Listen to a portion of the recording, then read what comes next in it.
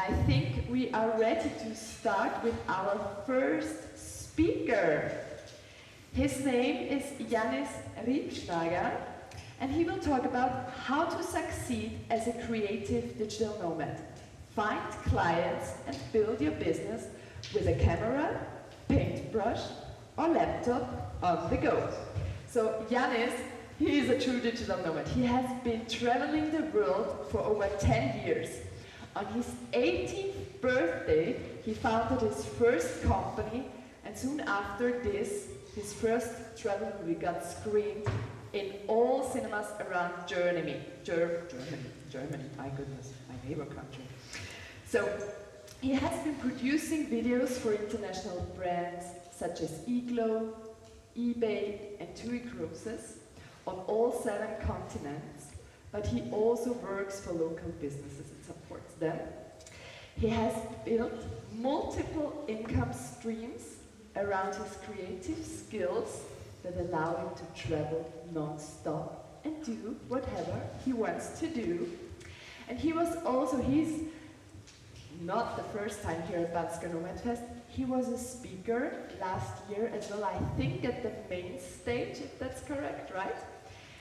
And soon, straight after the Bansko Nomad Fest last year, he embarked on a 6-month journey on an expedition cruise ship from the Arctic to Antarctica. So I'm very curious where he will travel after that Nomad Fest. So let's welcome Jannis on the stage. Woo! Thank you. The stage is yours. There is one night from Antarctica that I have very vividly in my mind. We got dropped off in a small expedition group. We were 10 people. So the ship dropped us off in the evening, and we were carrying all of our equipment, our tents and everything on sledges, and just hiked into that unknown continent until we found the perfect campground right next to a Gen 2 penguin colony. My fellow adventurers, they were all a bit tired from the day, so they went to bed immediately and wanted to catch some sleep before next day's adventures. And I was out there all by myself in this endless white desert with this echoing sounds of the sleepy penguins all around, and in the far distance in the bay I saw the fin of a humpback whale coming up. And in that moment I felt incredibly connected to nature, incredibly present and grateful, and I realized that I was really living my ideal day. A lot led up to that night in Antarctica. It was quite a journey. I embarked in Norway, then we went up to Svalbard, then up into the ice close to the North Pole, where I got to film some of the polar bears over there, in Greenland, Iceland, Europe, the Azores, Canary Islands, Madeira, Cape Verde. Then we went over to Uruguay, all around Patagonia, where I got to film some of the few orcas that are known to hunt on the beach. So they threw themselves out of the water to hunt for the seals, a beautiful experience. Then Falkland Islands, South Georgia, where there were like hundreds of thousands of penguin chicks all around, and I witnessed the birth of a first seal. And then, in the end, the big final, almost 2 months, Antarctica, where I visited the last continent that I haven't been to at that point. And besides all that beautiful moments in nature and all those amazing experiences that I had along the way, I also met my amazing girlfriend I've been traveling with ever since. And I started my German-speaking community for filmmakers, which has been a big dream. And yeah, so I really realized that I was living what I always wanted to live, and I was incredibly grateful to make all this experience. And I wouldn't have made any of those experiences if I wouldn't have figured out the exact steps to build around a business around my creative skills in the years before that. And I figured out that there are 4 main steps to do so, and these are the ones that I want to share with you today. First, we're gonna design a vision of your ideal life. It's very hard to know where you're going to and to reach your goals if you don't have clear goals. So first step is to have a very clear vision of what you want to achieve. Next thing is to identify the clients that fit with your vision. I think a lot of creatives that worked in the creative fields already know the struggle. You are passionate about your art, but the client wants you to do something completely different, and then the passion kind of gets lost. So that's the second step, to identify the clients that fit with your vision. Third, of course, you have to reach out to them, to be interesting to them so that they want to work with you. And the fourth step, of course, to turn them into happy clients and avoid annoying price negotiations. I want you to follow me on a thought experiment for the first step. I want you to close your eyes for a moment and imagine that you have more money than you can imagine. You never have to worry about money again. You can do whatever you'd like. And you also had that money for quite a while already, so it's not new money and you go out now to buy the fancy sport car that you always want to have. You've done all of that already. Now it's a normal day in your life without limitations of money. And you can spend your time however you want. Where do you wake up in the morning? Do you wake up by yourself or is there someone with you? How do you spend your morning, your noon, your afternoon? What gets you out of bed in the first place? What are you most excited about doing today? And what are the projects that you still care about, if it's not for the monetary reward? If you just work for the pure sake of it, the pure joy, what are the projects that you really care about? Think about that for a moment. And I know that's a very short time to do so. Maybe you had a clear vision already right now on the spot. If not, you can redo that experiment later in a quiet space with a bit more time, or if that's too abstract for you, you can try out one of those other goal-setting methods. You can take a photo of this if you like to look them up later. Whatever way works for you. It's very crucial that in the beginning, you have a clear idea of what your perfect day would look like, what you want to do with your life, and yeah, what that looks like for you. From there, you can find out what the clients are that you need to work with to achieve that life. And we do that by starting with this strange three-layered onion known as the golden circle. Has anyone heard of the golden circle before? All right. It's a model by Simon Sinek, and it basically says that you should know 3 things about your business. What you do, how you do it, and most important, why you do it. And most companies are very good at knowing their what. There's companies selling cars, there's companies selling flights. Most companies also know how they do it. Lamborghini sells fast cars, Ryanair sells cheap flights, but not many companies are aware of why they do what they do. And Steve Jobs did an excellent job at this at Apple. He said, we want to give creatives the tool to make a dent in the universe.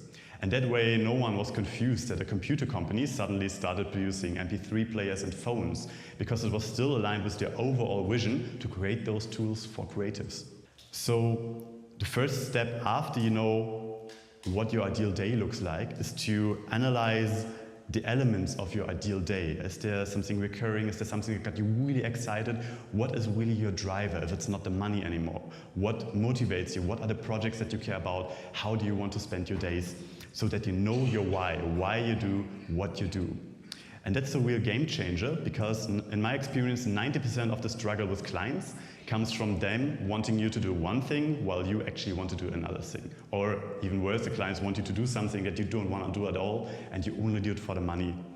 So the why is important. With the why we can connect to people, and if our visions are aligned, the collaboration will be incredibly smooth. Let's say I want to take beautiful shots out in nature to showcase nature's uniqueness and beauty, and my client wants me to do exactly the same because he wants to have those shots. Then it's very easy to work with them because we have the same vision, we have the same goal. If I want to take those nature shots and I'm in a bakery photographing bread, then probably I'm not that much into it, and the client will want me to work harder or do more or do it more pretty, but I can't deliver a better result because I'm not passionate about what I'm doing. That's why it's so important to know your why. And also, connect through why means that it's much easier to attract the right clients if you know your why. Look for clients that share your why, because buying decisions, they're not made in a part of the brain that process logical information. Of course, once we made that buying decision, we will have a lot of good reasons for why we did that, and we can rationalize our choices afterwards. But in the first place, the decision is made in the more instinctive, emotional part of our brain, and that's why it's so powerful to connect through the why. We want to work with people that share the same goals, that share the same vision and the same motivation. It gets us emotional, it gets us excited in the conversation, and those are the people that we want to work with. So if you target the right client group that shares the same passion, the same goal as you, it will be very easy to convince them. And opposed, if they feel that you're not really into that project, they're not going to work with you. So keep that in mind. Buying decisions are made in the emotion, Next step is to get a very clear idea of who those clients are that share a vision with you. I'm not gonna deep dive into that because of time reasons. I want to have a lot of time today for your questions, so I keep the talk short, but you can take a photo of that if you'd like to look it up. These are some models to get a better understanding of your clients, your potential target groups. Create that kind of marketing persona where you write very detailed what your ideal client looks like.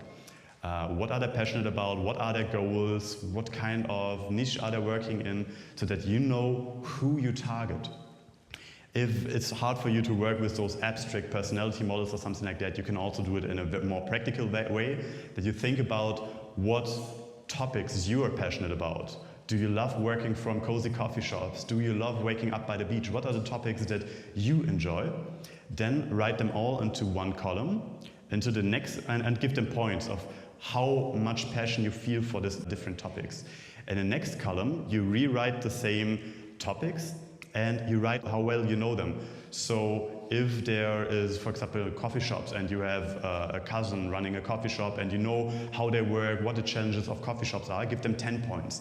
If, for example, you said, fishing is kind of interesting to me, but I've never been fishing, I don't know anyone who's fishing, give it like a 0 or a 1. So in the next column, you write the points for how well you know these different topics. And then do a third column where you rate those different topics according to what you think, how easy it will be for you to make money in those areas. That's a bit tricky because a lot of creatives underestimate their worth or how easy it is to be paid for what they do, but try to give it a guess. For example, if you're passionate working with let's say students who don't make any money, who are just finding out their career path, and you want to give them a little bit of joy by taking nice photos of them.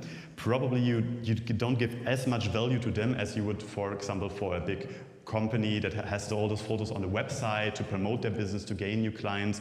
So think about how much value you add to this business and how many financial resources that business have to get an idea for that column, and give that points as well. So you have the 3 columns: what you're most passionate about, what you have knowledge about already, and where it's financially the best to operate. And then you count those numbers together and you find the target group where you have the best benefits of working with them, like the one you're most passionate about, that you know most about, and where it's the most easy to make money. That's another way to address that topic if you're not clear about what kind of people you want to work with. But either way, it's very important that you're getting a clear understanding of your target group, who you want to target, because that makes the next steps incredibly easy. If you travel to a new place about 1 month in advance, go on Google Maps and look for that specific target group. Google is an incredible resource to find clients. You just enter whatever you found out to be your target group, let's say coffee shops or car centers or animal rescue stations. You enter the place where you want to go next and that keyword on Google Maps, and it will show you all the businesses that might be interesting for you to target. If you're in a place already, of course, the best way to reach out is to go there in person, to ask for the company owner. Face-to-face is always the best. Marcel's going to talk about that in a few days as well, how to connect offline with people. But if you're not there yet, it makes sense to do it in advance, because usually people need some time to respond, so it's better to do it a month before you go to a place as a traveling creative, and then you reach out to them via email.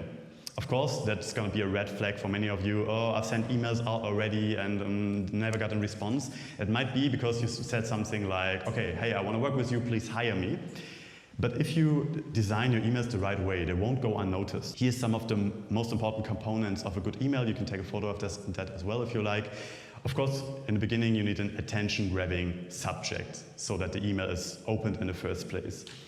Then the next step is very important, to establish a connection. You know, we all get those mass spam emails where we don't really feel targeted. So it's important that you address your client directly. Do you have some experience with the company? Have you been a client at that coffee shop already? Or has your cousin been and told you how amazing that coffee shop is? Or have you been walking past it and thought how cozy it looks? Do you have any kind of connection to that business that you can establish in that place? Also be very humble in the beginning, of course. It's not about you. Don't start your email with telling how great you are and why they should work with you. Make it about the business. Research also what content might be useful for them. If the coffee shop has just a high quality corporate film on their website, don't reach out to them saying, I want to produce your corporate film. Check their social media, check their Instagram. What does that look like? Do they have Instagram? What's the content like on Instagram? Could they need some more there? Or whatever, of course, your field of creativity is.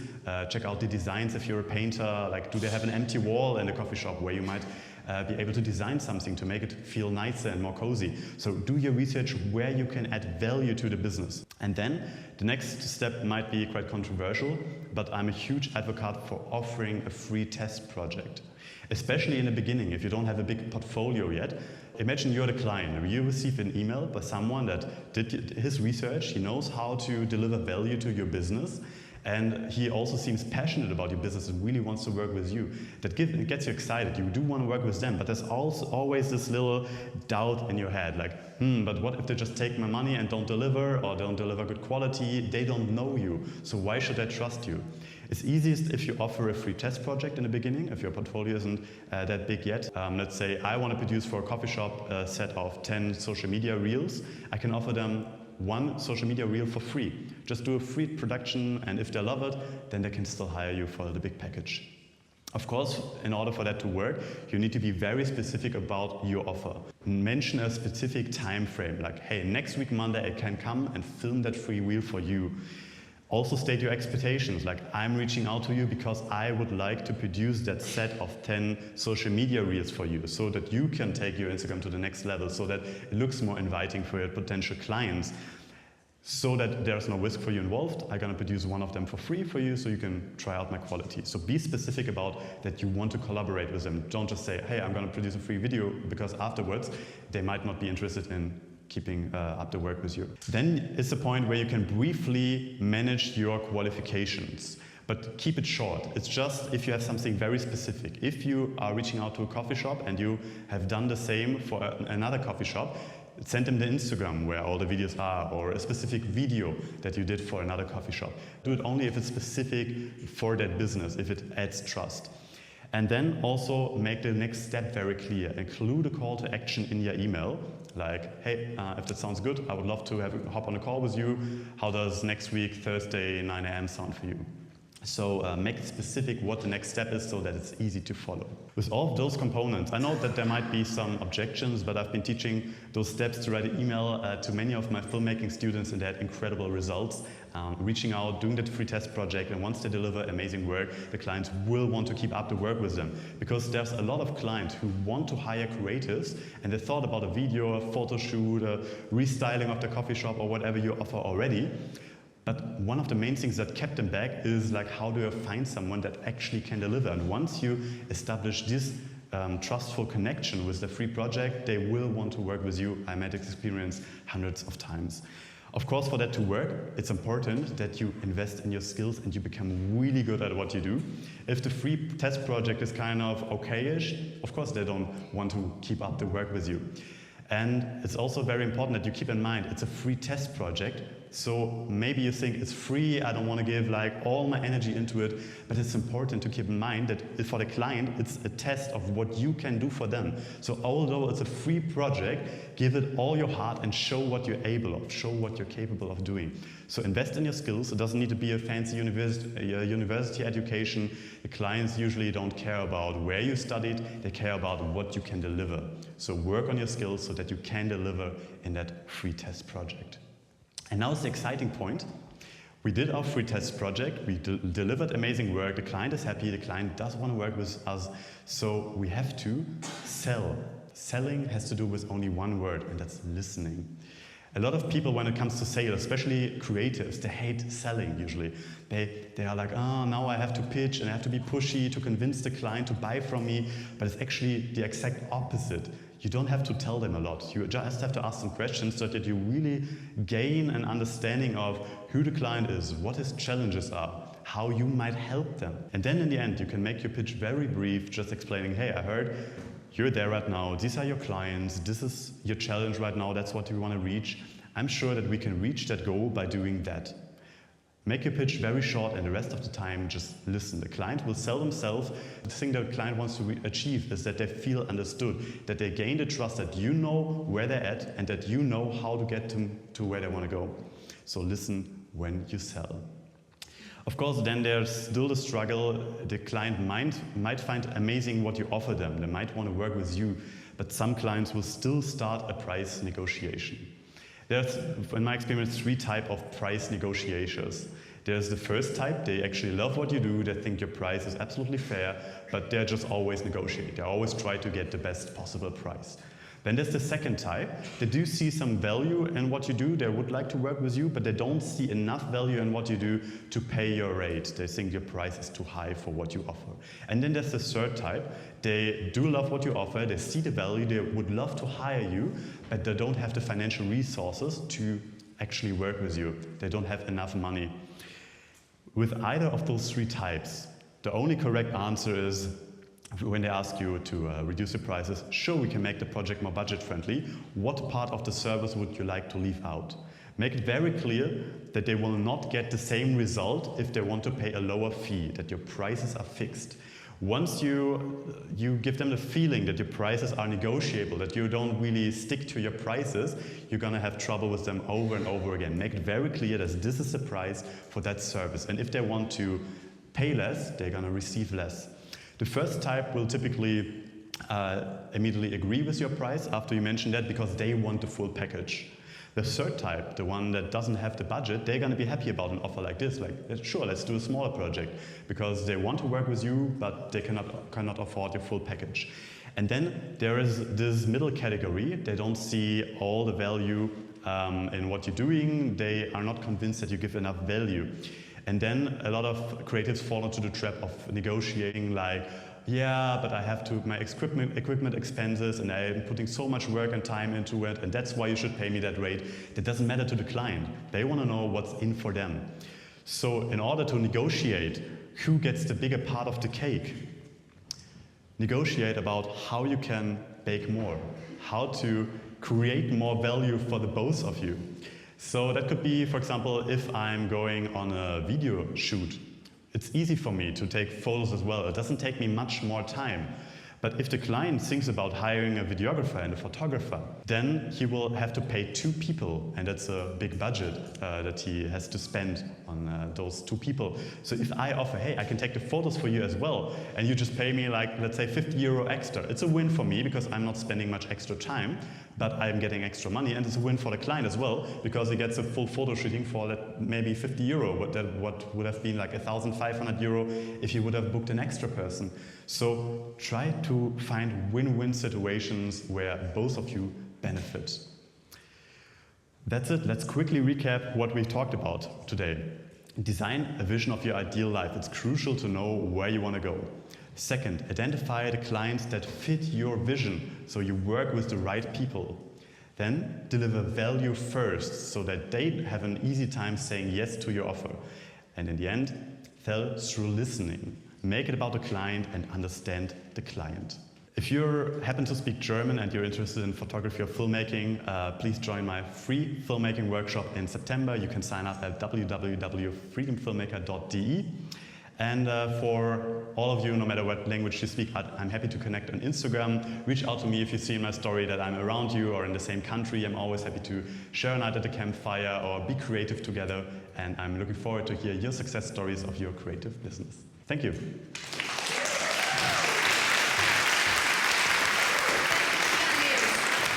Do you have time for questions, or is it too much?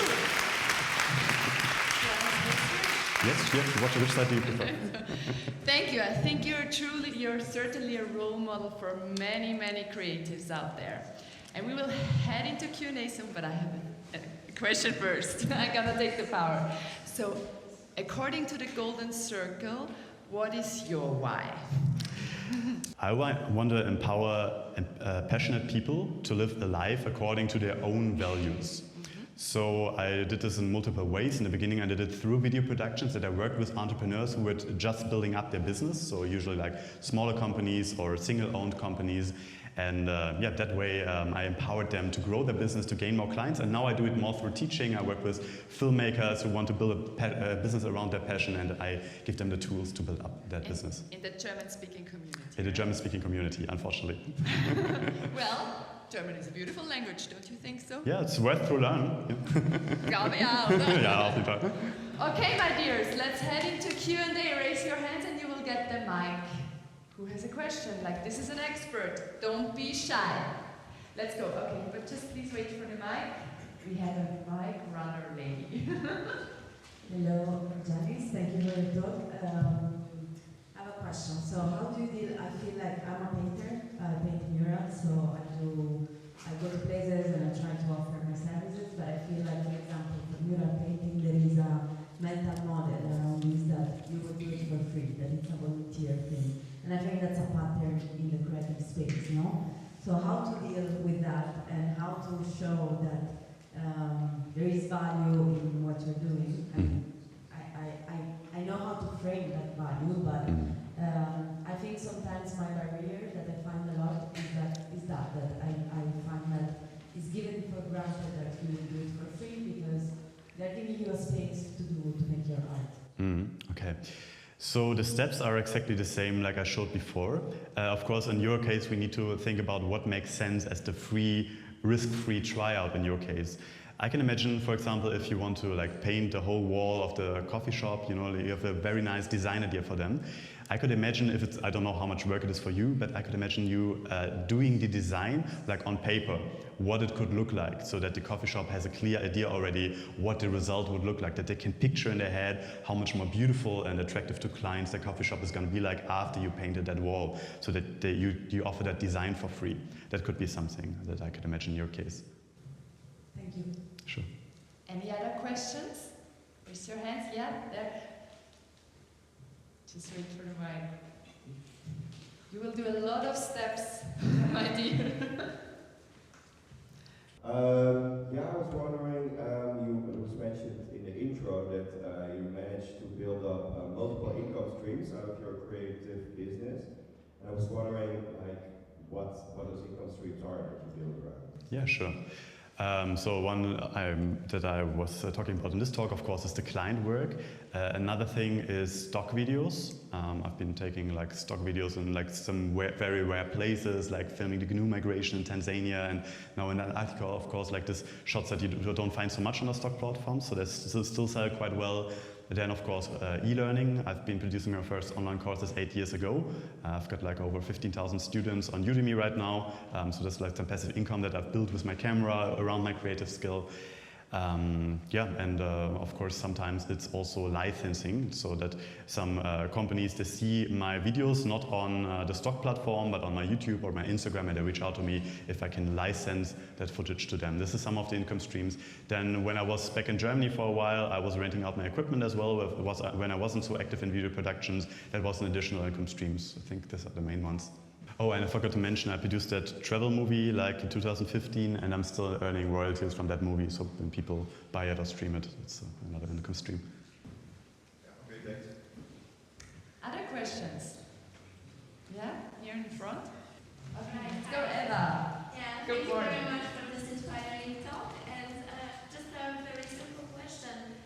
For me, it would be a side hustle if I start something creative. So, how do you start being creative or showing your work in, your creative work? In 2024, like nowadays, how to grab attention on the public right now? I just have an easy advice for you: don't. It's like there's so many people who try to have clients reaching out to them. They want to showcase everything on social media, on YouTube. If you're passionate about social media, then please do it, of course. But if it's only a tool for you to gain clients, then do it in the way that I showed in my talk. It's so much more easy to directly reach out to clients and work with them over, just putting content out there and hoping for them to reach out to you. And over time, if you did some of the free project and the paid projects afterwards, you're gonna build your portfolio anyway. And there is gonna be some word of mouth, and there is gonna be some people seeing your work and wanting to work with you. But that's something that you cannot plan so well. You can plan by delivering good work, then that makes it more likely that people are gonna recommend you. But in the first place, do the work and reach out to specific clients that you wanna work with. That's what I recommend. Thank you. I think you will be available later for questions as well, right? Yes, I might do an on-conference if there are more questions, so we can get together as creatives and learn from each other. That's perfect. So my last question is, where will you head after Nomad Fest? To Semkovo for the owners' week. Semkovo, Just okay. bought an apartment Bought an yeah, apartment exactly. there? Okay. And then probably, I don't know, probably to the coast somewhere. Huh? Montenegro, Croatia, let's see. Okay, you will stay more in the Balkans. Yeah, this probably. time. Not Antarctic or Arctic. Let's see this about time. that, let's see about that. I see. Okay, so let's give Jannis another big round of applause. Thank you. So much.